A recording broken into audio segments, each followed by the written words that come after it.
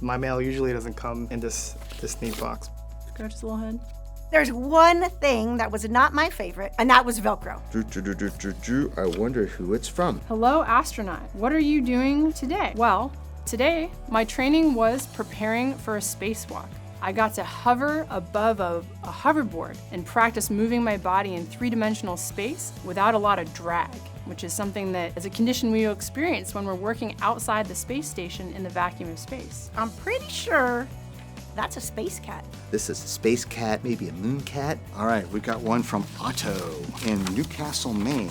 Is it hard to eat and sleep or drink water because you're suspended in space? Does the food just float down your stomach or like water just floats there? Great question. Gravity right now is pulling all the food and water in my stomach, and it eventually my body goes ahead and processes that, and the food level gets lower, and then I start getting those hunger pangs and lets me know that it's time to eat. In space, you're right, everything floats. So the food's floating here, I put it in my mouth, and the muscles squeeze it down my esophagus and down into my stomach while the stomach processes it. But in the stomach, it floats around too. So the interesting thing is that it comes, food time or dinner time or lunchtime, and I never had any feelings of hunger because the food was all just floating there. I had to eat basically on the clock to know that I needed my nutrition, but it wasn't because I felt like I needed to. So it's a very interesting sensation to go ahead and eat in space. Space cat, moon cat, planetary cat, solar system cat. One of my favorite ones because it folds open.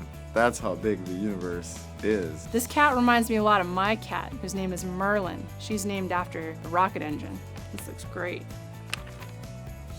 So this is from Urav. He likes video games and soccer, and he's drawn a very cool picture here. It's even been personalized to me.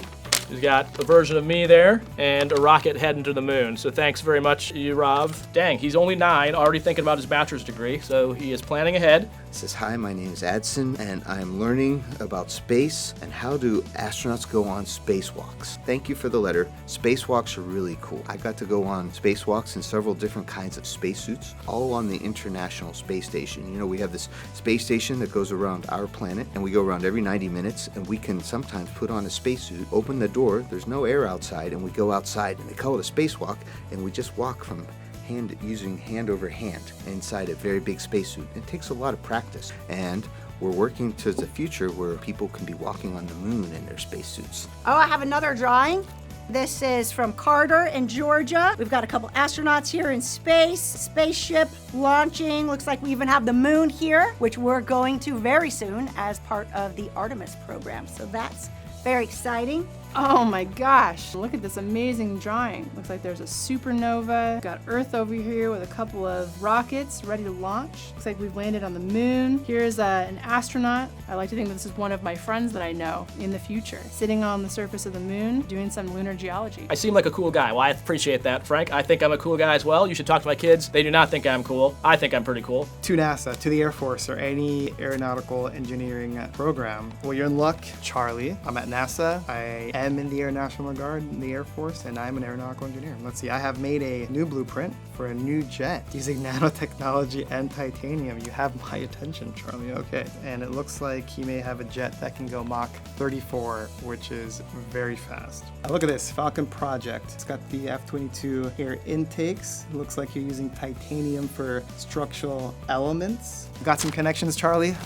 No promises, but I will see what I can do. Can you have pizza? Yes. We made pizza for Christmas last year, and it was awesome. We had bubbly pizza crust, and we put on cheese and pepperoni, and everybody sliced it up and shared it. And the best part, all you have to do is float that pizza across the room to your friend, and it's a great pizza party. Is there other life out there? We don't know yet. We haven't seen any aliens, but we are looking to see if we are alone in this universe. That's a very big question. Cool beans. Do you think you could ever send someone to Venus or Mars someday? Well, we definitely are going to try to send someone to Mars in the future. That's why we're going back to the moon, is so we can learn everything we need to know to keep us safe in space for long duration before we go out to Mars. Have I ever tried any of the space foods? Now that I have done, that's part of training. It's to understand what it would be like to be in space. We spend a lot of time looking at the foods and trying to determine which one's bad, so we take different samples. We work with nutritionists and people who design the food food to get the best possible thing that we can have in space. And as a doctor, I know it's important to eat healthy. So I would say, listen to your parents when they tell you to eat healthy. It'll help you train to be an astronaut. And when you get here, you can help design better and healthier foods that keep people in a good place in space. Thank you for your letter, Hattie. We got some amazing artwork from our young people. Looks like we have a picture of Earth, a couple radars, perhaps tracking a satellite that's orbiting the Earth.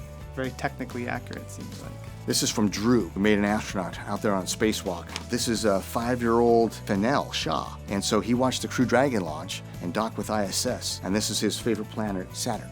Okay, let's see. I've got a letter here. Rachel wants to know, what do you like least about the ISS and space? Ooh, that's a tough question because, to be honest, I love the ISS and space. But I'd say there's one thing that was not my favorite, and that was Velcro. Now, when I needed Velcro, it was good and it worked perfect. But there are times when you didn't need that Velcro and it was very strong. Maybe it was attached to a bag and I'm floating by and my hair is in 0G and part of it catches that Velcro and it almost pulls me to a stop and rips some of my hair out. It was the worst. So, least favorite in space, Velcro. We've got a cat in space. It wasn't humans that were first in space. We had a dog called Laika that beat all the humans into space. I expect someday we'll probably have to think about cats in space too. Lachlan is a sophomore in high school working towards becoming an astronaut and wanted to get advice on a few questions throughout the stream. What type of school should I go to? I'd say the type of school that you want to go to. Obviously, there's like the really big name schools, but sometimes you can be a little fish in a big pond or you can be a big fish in a little pond. So I would say when you're doing college visits, find the one that you think you would enjoy going to and waking up at every day and do that one. In terms of service academies, the key in that is the first word, service. Definitely if you're interested in serving the country, that's a very good option, but I wouldn't go there just because you think it's gonna help you become an astronaut. I would go there because you want to serve in one of the military branches, and then if that happens to lead to an astronaut career later, great. Degrees to work towards, if you look at online at nasa.gov, the requirement's a master's degree, so at a minimum you need that in some kind of STEM field or be a medical doctor, and so those could help with degrees, but again, I would pick something that you enjoy doing. And then pursuing a pilot's license, I'd say actually the majority of people in our office weren't pilots to begin with, so I happen to be a pilot, but that's not the majority of people in the office. We do fly T-38s, and everyone learns how to do that because it is an analog to space flight, and if you have the time and enjoy flying, then definitely something to go pursue. But again, if you don't like it, I wouldn't go do it just because you think it would help become an astronaut. I want to thank you all for sending your fan mail. We love to receive it, love to read it. Keep the letters coming. And we are all one big community working together to fly into space. Thank you so much. Keep your letters coming. It really makes us happy. Keep the questions coming. Happy to answer them, and look forward to all of you helping us get back to the moon and then eventually Mars with Artemis. Thanks so much for all the fan mail. It was incredible and a great way to kick off 2024. Please keep the letters coming. See you next time. Space Cat. Subscribe for more space.